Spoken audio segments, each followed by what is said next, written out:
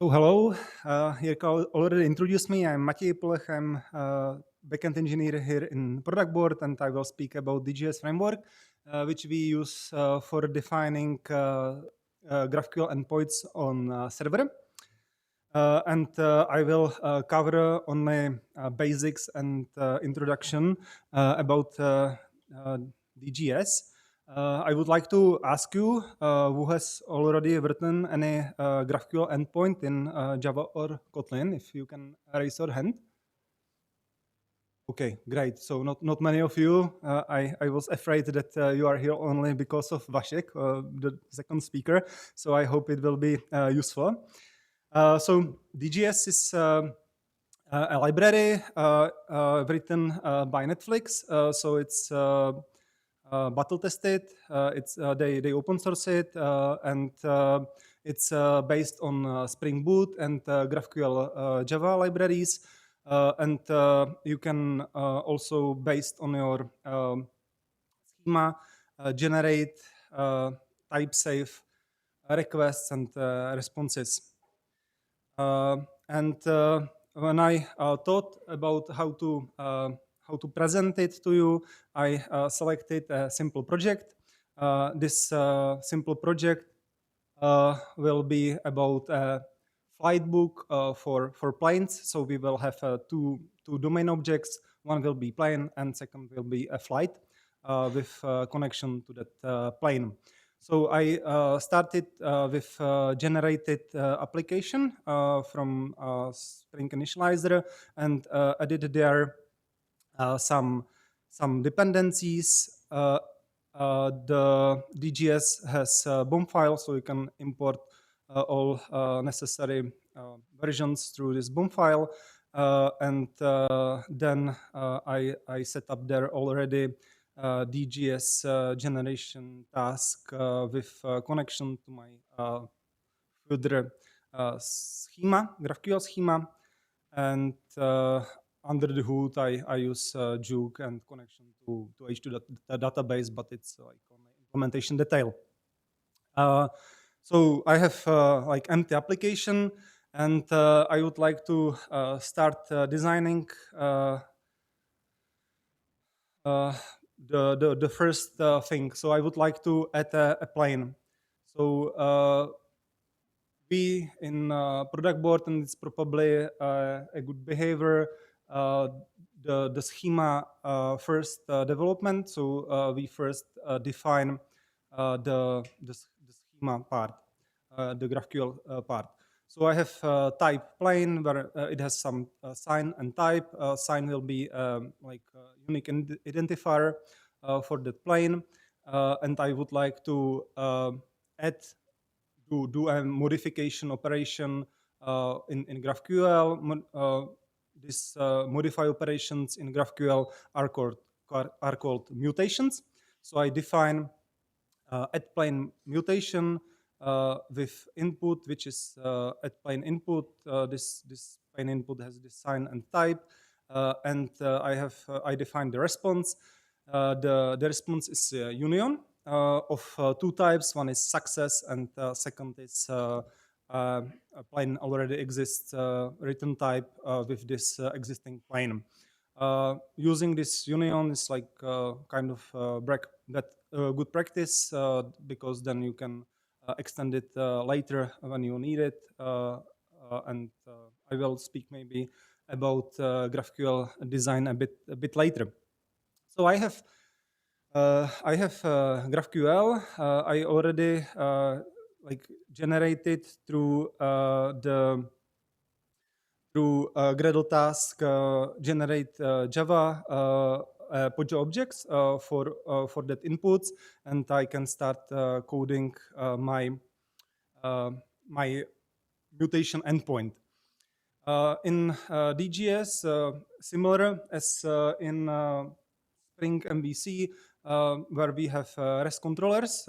Here in DGS, we have DGS component annotation, which creates a bean for you, similar as REST controller in Spring MVC. And I define my mutation. Again, it's annotation and input type. which is the with the name input, and this at input is generated Pojo object from my schema. Same the at plain payload is generated. It's this one, and I can return either this or this one, and if the plane already exists, I return the plane already exists return type or success when the creation was successful. And I can try to run this application. So hopefully the demo gods will be with us. And another feature of DGS that it provides automatically the client.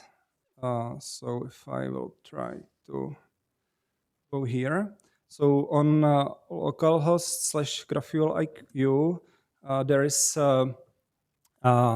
there is like a simple client for GraphQL, and I can try to run my mutation, and it works. So I created my first plane. So that is I'm able to create a plane, and now I tested it manually. That's great, but probably I would like to test it with some tests. So of course, DGS has support for writing tests. So I have my Spring Boot tests parent for all of my tests. You see that I'm running it on some random port, and if I what GraphQL automatically provides for you is this DGS query executor.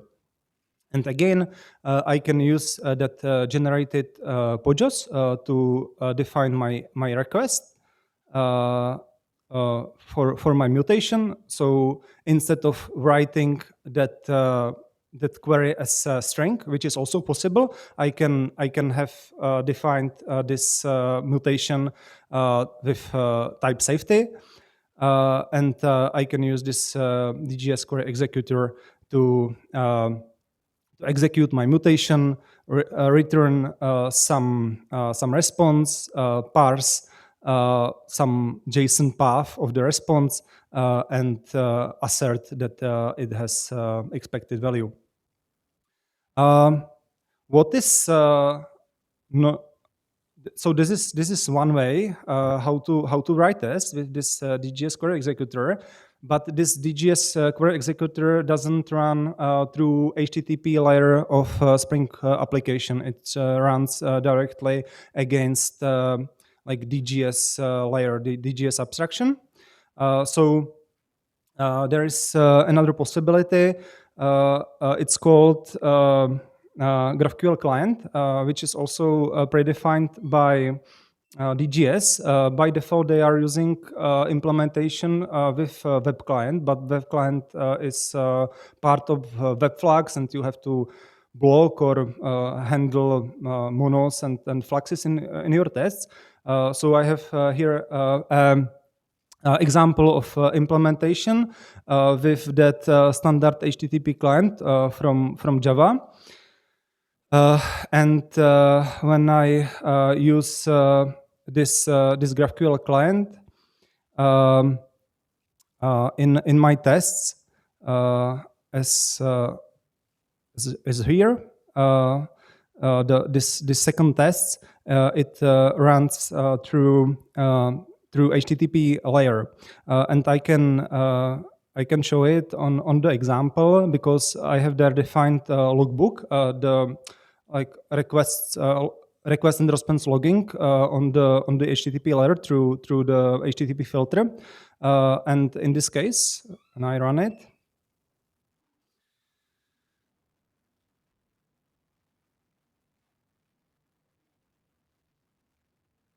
It's there are logs only from Juke, and I don't see anything how my request and response does look like. And when I use GraphQL client,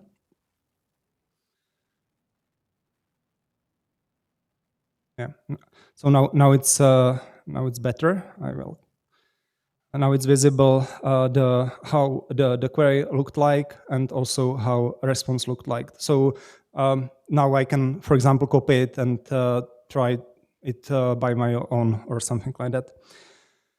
So great. Now I am able to do mutations. I can test it, and I would like to also do some queries. So when I go next, I define a flight. So flight has some ID, some start time, landing time, and sign of plane, which like proceed with this flight. And I defined a schema for my flight. So here you see that it has some ID, it has some start time, landing time, plane sign as in DTO, and I defined my first query. And I would like to list my flights. I want have this listing paginated, and I want filtering. And the response is flight connection. This is this comes from Relay, and I will maybe speak about it later. It's just some standard how to return paginated things, pagination in GraphQL. So it's not much important. But what is important is that there are some basic scalars in GraphQL. Scalars are like types, so basic types like string or number, but it doesn't have support for datetime. So I need to write my own scalar. I name it ISO datetime, and because of course GraphQL and DGS doesn't know how to parse and serialize this datetime. I need to define my custom scalar, and DGS has support for it. So you can define DGS scalar annotation, and you need to implement some methods which are able to parse it and serialize it to the form you want. So now I'm able to list my flights. Here I use the query written in string, not in with the type safety. So I wanted to show you that it's also possible. And when I run it,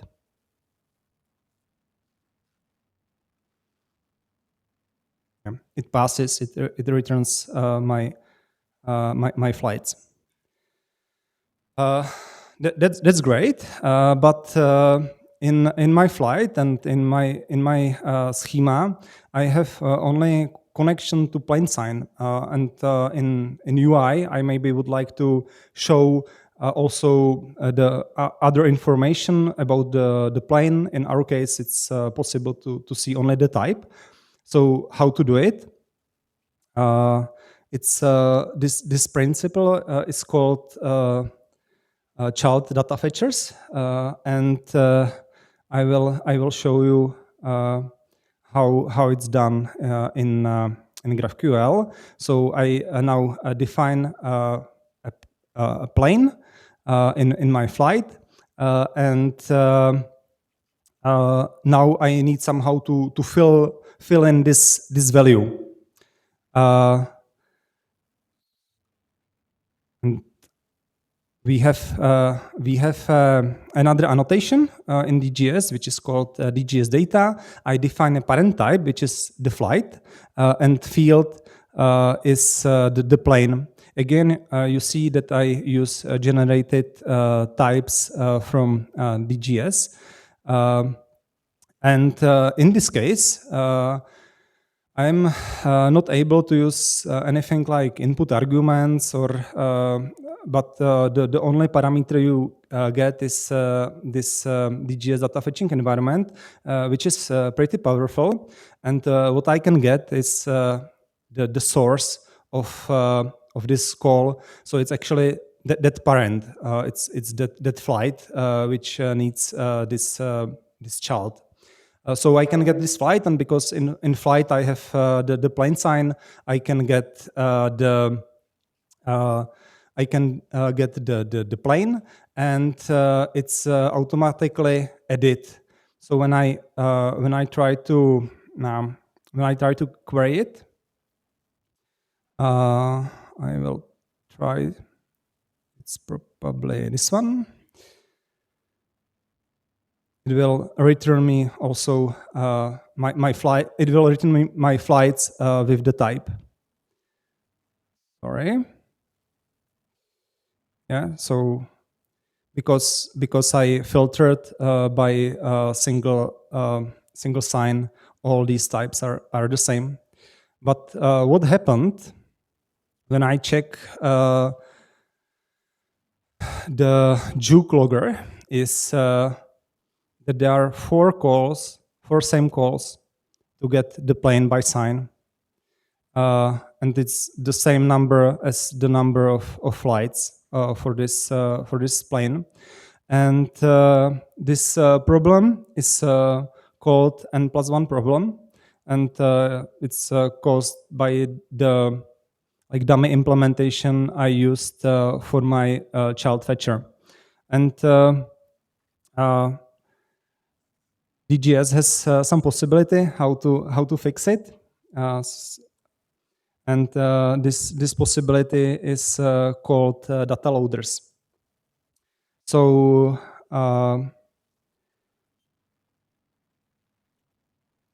what I can do is write a data loader which is able to fetch some set of IDs in the batch. So usually it's some like select some entity where ID is in some set of keys, and that's exactly what I did. I defined my data loader. I annotated it with DGS data loader. It automatically creates a Spring Bean for you, and I am implementing some loader interface, and I return a completable future. What is useful here is to use some custom executor for these calls. So I also defined my data loader executor. If you want to see it, it's visible here. It's some simple thread pool task executor. And then when I have this child fetcher and call how to get it in child fetcher, it's again from this DGS data fetching environment, get loader, and by input and output types and the loader class, I'm able to get the respective loader, and I call load plain sign. And what DGS does for you is this batching. So if you in one request call this loader multiple times, it batches by default all your calls to this load, and then it's batched in this set. So now, when I run the previous example, it will call database only once, not 4 times.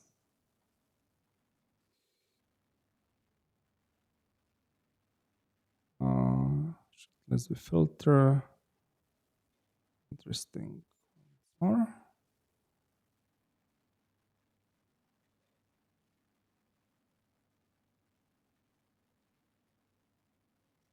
maybe I only don't see the last call.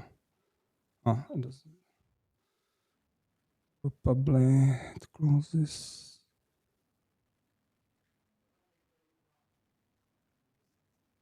Yes. But I'm checking where is the call. I don't see it. Probably.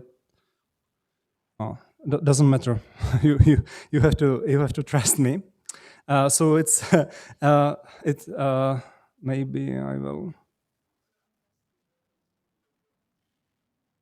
It returns multiple flights, but it should also fetch. Sorry, I am in. I see the problem. I'm in repository, not in GraphQL test. So here, right. I see. Yeah. Now it's visible that I get the flights and the planes fetch only once, and the response is still the same with the type. So it's another powerful concept of DGS. Next concept is federation, but like GraphQL federation is quite like difficult, and it would need different.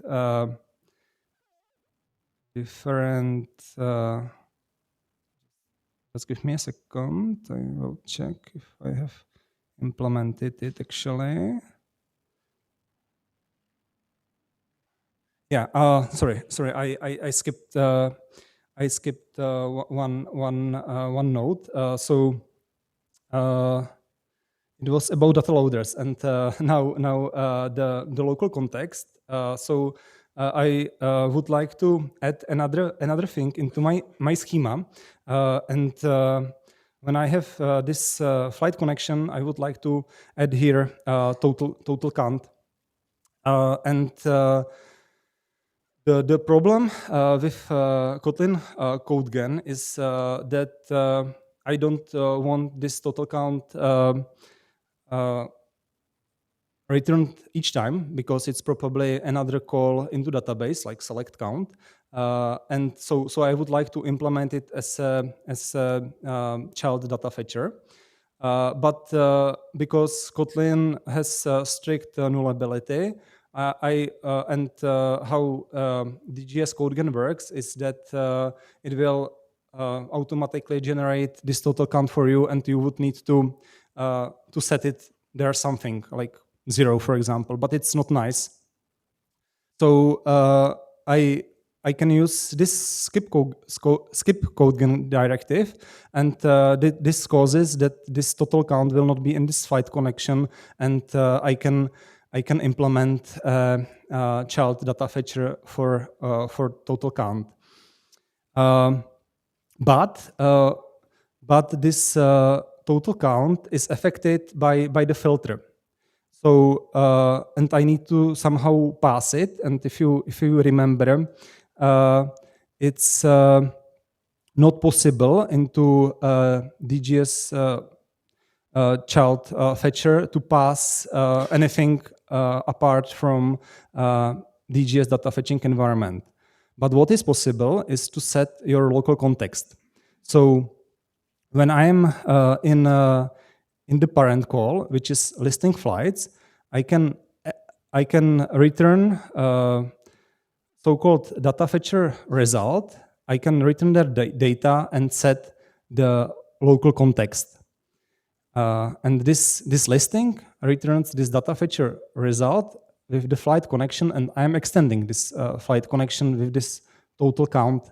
So this local context like behaves is connected to this return type. So if I extend with child fetcher, I'm able to get the local context, and pass the filter to the count. So the count is the total count is returned and the filter is applied.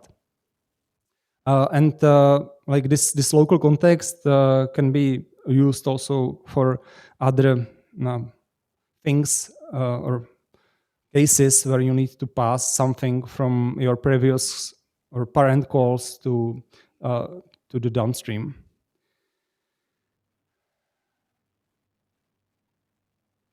So now, finally, this federation. So I will not, like, federation is way how can you combine in GraphQL multiple subgraphs. So you have multiple services. Each service provides some GraphQL schema, and you need to combine them. So I can have a different service where are pilots, and I would like to pilots have stored their IDs of flights, and I would like to get this flight. And the federation, like there is a concept of so-called GraphQL gateway, which is able to combine what is necessary and fetch necessary data. And how it's done, it's through some unique interface, unique call, which is shared between these services, and what is necessary so like these federated entities are implementations of one single interface, which is called node, and it implements a single parameter and its ID. So you can get entities by ID, any entity which implements this node. And how to implement this like unique endpoint for your DTOs, for your types is DGS entity fetcher. It's again annotation, and so if you will federate your flight, this code will be used. What is important is, again, because the federation can batch queries. So, for example, if you return, because you can return, for example, list, and you need to federate a list of entities to different entity. Again, it's important to use loader. It happened to me quite recently that I forgot to use the loader, and then we were like questioning ourselves why the request takes so long. And the last thing, I spoke about this problem with Kotlin CodeGen, one that I don't want to have fully defined entity, and I can use either skip CodeGen, as I use here in the flight connection, or I can define here. In the flight I used different hack. I defined that the plane can be nullable. Nullability in GraphQL is defined by this exclamation mark, and I didn't use it here, but it's actually like bad design of GraphQL. In Java, the standard CodeGen is generating builders, and in standard CodeGen in Kotlin, it doesn't. It generates data classes, and you are not able to to change it. But what is new is that you can use a new Kotlin CodeGen, and it generates actually very nicely, very nice like DSL for you, which is completely typed. It looks almost like natural GraphQL, and you don't need to use any hacks for optional data children. So how it's defined is that you just change the settings of your generator, and you see that I already fixed that problem in my flight. And if I check the test, how now my tests look like is now it's they use in this new code gen something called DGS client, and you can build query. And if you check this DSL, it's almost like it's really like not natural GraphQL as you would write it in string. And same if this is how it works in the responses. You can either you have either generated builders, or you can use providers of your values. So if you click it, it's implemented as a provider of the value. And this was that problematic total count, which I needed to skip the code gen. But as you see, I have now no problem. I can define my flight connection, and later I can use data fetcher, child data fetcher for the total count, and it works, and it's type safe. So it's we didn't use it because it's marked as experimental, but maybe it would save us quite some headache. So maybe it's time to try it also in our code in Productboard. And this is all from what I wanted. We have working somehow working application, and just a few more notes. So the documentation of DGS is very good. I recommend you to use only like basic projections in tests because it can be quite messy if you use nested projections. Use generated constants and types where you can. You can try to install DGS plugin in IDEA. It works fine. In one case, there was some bug which caused that IntelliJ was indexing for like hours. I was speaking about Relay. So if you will work together with front-end developers, I recommend you to read also the documentation for Relay. It's library from Facebook, and it's the client library for UI for React, and it has some like it's standardized some common things you are using in Relay. Sorry, in GraphQL, like this like I mentioned, like this pagination. If you are starting working with GraphQL, I found that like DGS, as you saw, it's not so difficult, but like writing GraphQL endpoints is completely different than writing REST endpoints you can be used to. So I recommend you to read this production-ready GraphQL book. And what we also find useful is to use linter of your schema to like share the same standard between different schemas in your organization.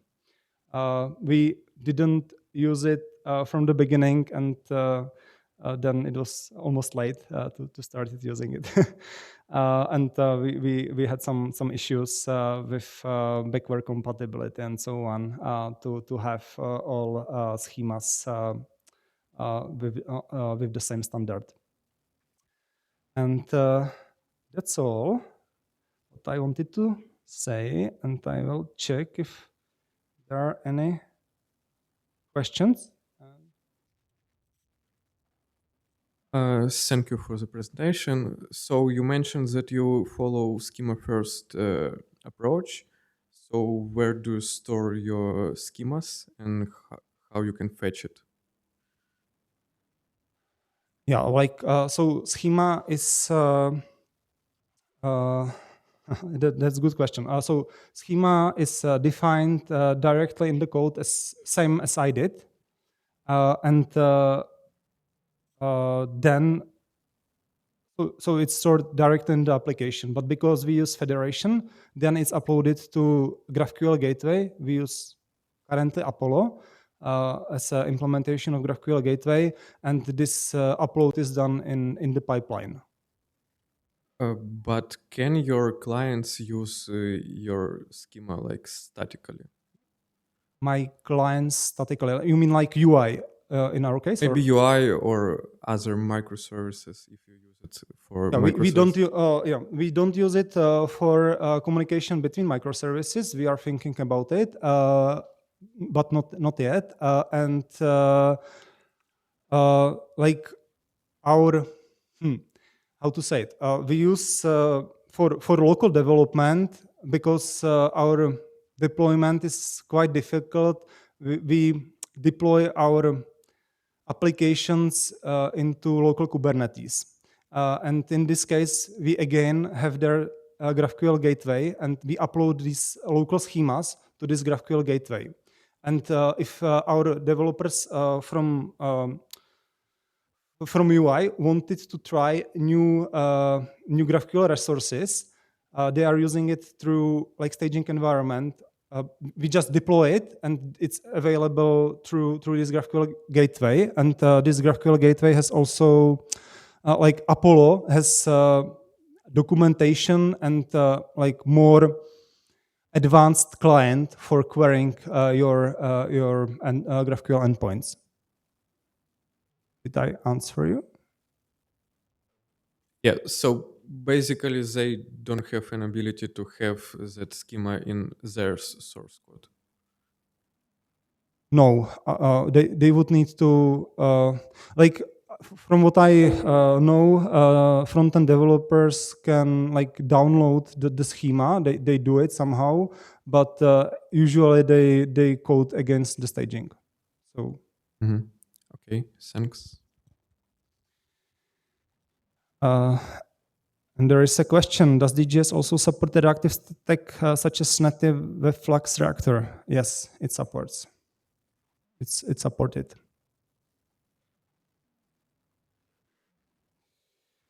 Did you migrate any endpoint functionality to DGS? If so, was it done manually or can it be automated? You mean like REST endpoints? No, because it's like completely when you write REST points, it's like different paradigm. You create CRUD operations, but when you write GraphQL, it's like client first, so it wouldn't work well. So we didn't, and I don't know how to do it manually. We were thinking if we are able to do the opposite, like expose our GraphQL endpoints and REST endpoints. I think there is some possibility how to do it, but we don't do it.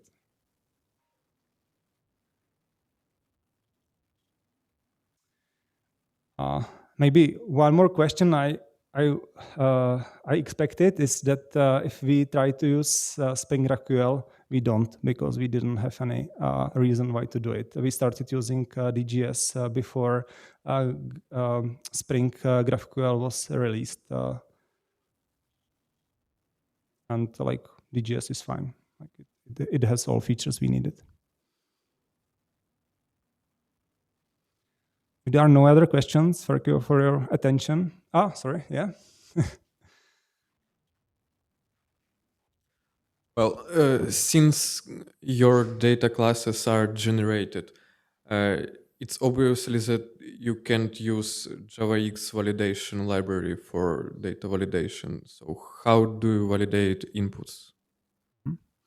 It's a good question. You actually can add there these directives in your code. If you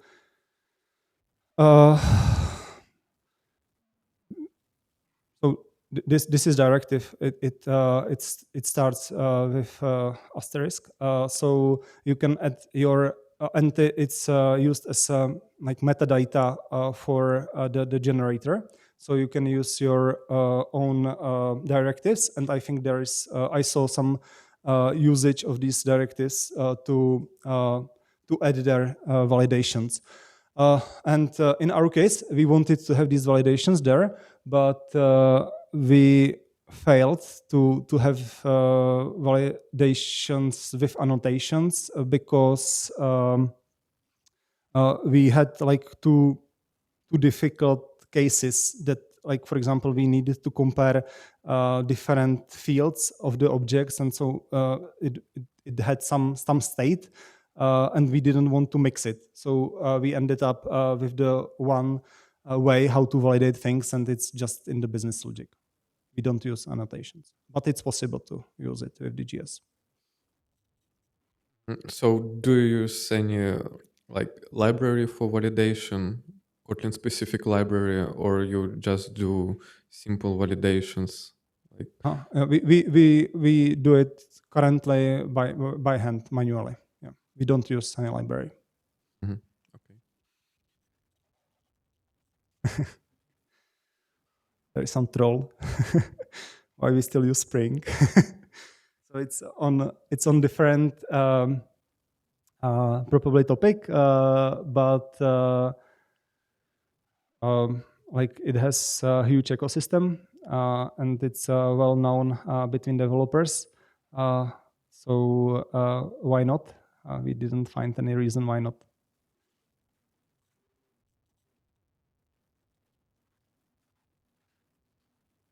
Like try to write GraphQL endpoints in Micronaut or any other microservice framework. You would need to write it on the top of GraphQL Java, and I don't think you want to do this in even in such big company as we are. It would be quite expensive.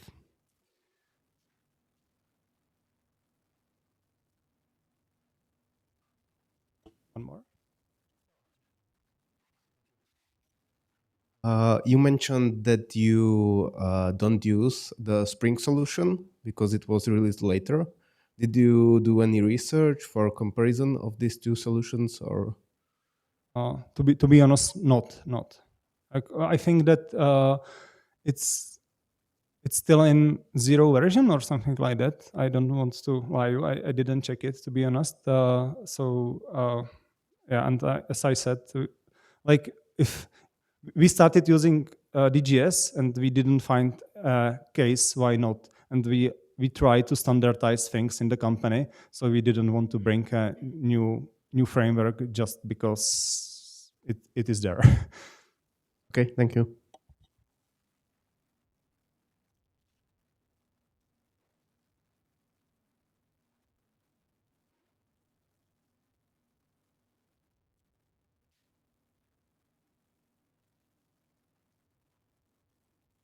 So thank you very much for your attention and for your questions.